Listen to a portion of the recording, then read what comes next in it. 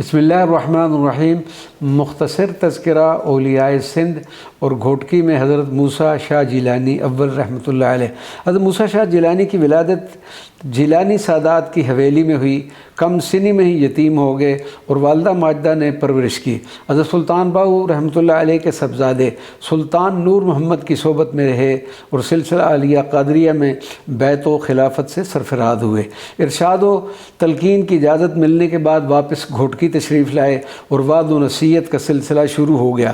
تھوڑے ہی عرصہ میں آپ کے حلقہ ارادت میں اضافہ ہوتا گیا اور پھر طالبان حق کے لیے 1148 ہجری میں ایک عظیم الشان مسجد تعمیر کروائی جو جامعہ مسجد گھوٹکی کے نام سے مشہور ہے۔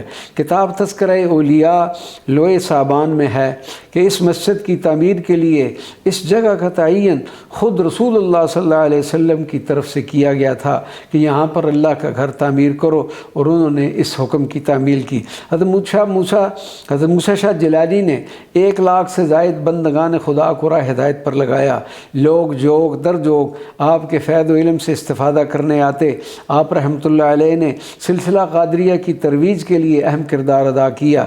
حضرت موسیٰ شاہ جیلانی نے 8 ذی الحجہ 1173 ہجری بوقت عصر وصال فرمایا۔